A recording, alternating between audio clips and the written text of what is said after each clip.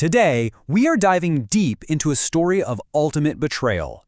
We're going to witness something you just don't see every day. A king acting as the lead prosecutor against his very own son, his heir. And believe me, the fate of an entire kingdom hangs in the balance. So how do we know all this? Well, our guide for this incredible story is the historian Flavius Josephus. The details are pulled straight from his work, The Jewish War. We're using his account to piece together this absolute tragedy of ambition, deceit, and complete family collapse. It's a heavy question, right? How does a father get to the point where he's ready to condemn his own son? To find the answer, we're going to unpack the arguments, the evidence, and the raw, unfiltered emotion that flooded a courtroom on one single, unforgettable day. All right, let's set the scene. King Herod puts together this court, but it's not exactly impartial. It's filled with his own relatives and friends. To make it all seem legit, though, the Roman president, a man named Varus, is there to preside with him. You can just feel the tension as Herod's son, Antipater, is brought in to literally face judgment from his own father. The trial kicks off with a bombshell before Antipater even gets to say a single word. A letter sent to him by his own mother has been intercepted. And it's not a letter of support, it's a warning, a huge clue that a conspiracy is already underway. And here's the key line: procure some assistance from Caesar. Look, that is not the kind of advice you give an innocent man. It's basically a desperate plea to get the Romans involved, a clear sign that his mother already thinks the gig is up. The whole court hears this, and it poisons the well against him from the very start. Okay, to really get what's going on here, you need to know the players. First, you've got Herod the Great, the old king. Then there's Antipater, his chosen heir. But, and this is a big but, haunting the whole proceeding are the ghosts of his other sons, Alexander and Aristobulus, who were executed years earlier, partly thanks to Antipater's scheming. Then you have Salome, Herod's very powerful sister, and Varus, the Roman authority who kind of has the final say. This is so much more than a trial. It's the bloody finale to decades of family drama. So Antipater hits the floor at his father's feet, ready to make his case. But Herod just silences him, shuts him down. He turns straight to Varus, the Roman judge, and just unleashes this storm of grief and rage, laying out the case against the son he had once loved so much. This quote tells you everything about Herod's mindset. He feels like his whole family is cursed, that they're all rising up against him. He's not just seeking justice against one son. He's trying to cut out a poison that he thinks has infected his entire bloodline. Herod's whole case really boils down to this deep personal sense of betrayal. He lays it all out for Varus. He says, "Look, I made this boy my successor. I gave him money, power, even the friendship of Caesar. And for what?" He claims Antipater just saw his father's long life as an inconvenience. He paints this picture of a son who acted like a loyal guardian, all while secretly plotting his murder. Okay, so after that powerful speech from his father, Antipater finally gets his chance to talk. And from his knees, he launches into this desperate and, you know what? A surprisingly clever defense. He actually tries to flip his father's own words against him. This is just a brilliant move, rhetorically speaking. He grabs onto that word Herod used, guardian, and turns it around.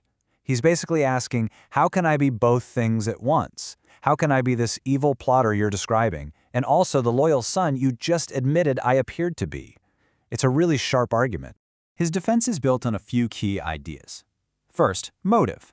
He says, why would I kill for a kingdom that was already going to be mine? Second, opportunity.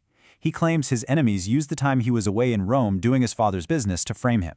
And third, his character. He even brings up Caesar, the most powerful man on earth, who apparently called him Philopater, which means father-lover, as proof of his devotion.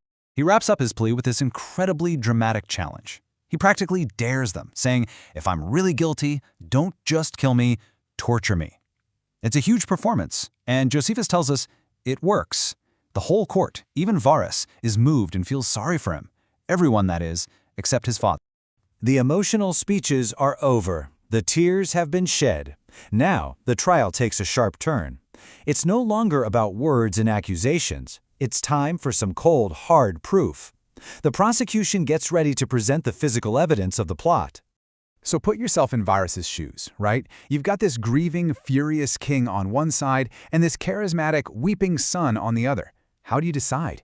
You need something undeniable, something that can just cut through all the drama and get straight to the truth.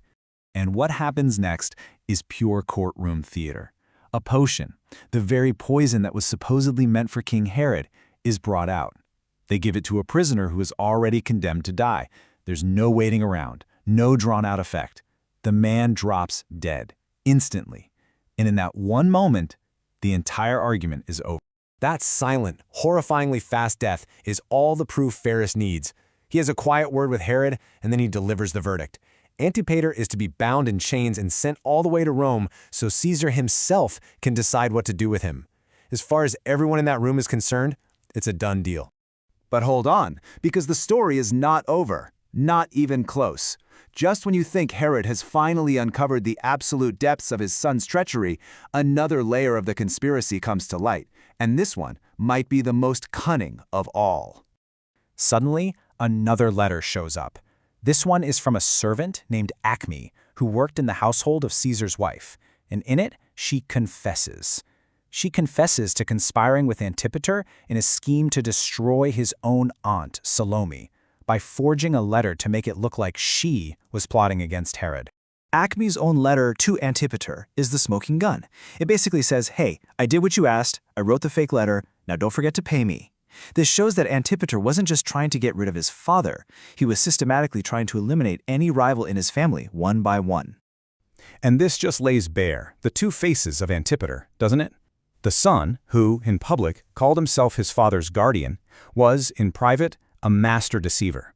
The man who Caesar called Philopater, the father-lover, was actually a forger, willing to sacrifice literally anyone to get what he wanted. This final betrayal is just too much for the old king. Josephus tells us that Herod falls gravely ill. He's on his deathbed, but before the end, he rallies his strength for one final decisive act of power. He has one last move to make. He calls for his will and just starts rewriting everything. First, Antipater is officially cut out, completely disinherited. Another son, Antipas, is named the new king. Then he leaves huge amounts of money to Caesar and his family, to make sure the Romans approve of the change. And finally, he gives amazing gifts to his sister Salome, the very person Antipater tried to frame. It is his last, desperate attempt to control his legacy. And that leaves us right here. The trial of Antipater might have solved the problem of a traitor in the palace, but in doing so, it threw the entire future of the kingdom into total chaos. It's just a brutal reminder that when it comes to the hunger for power, even the strongest family bonds can be completely destroyed, leaving nothing but ruin and uncertainty behind.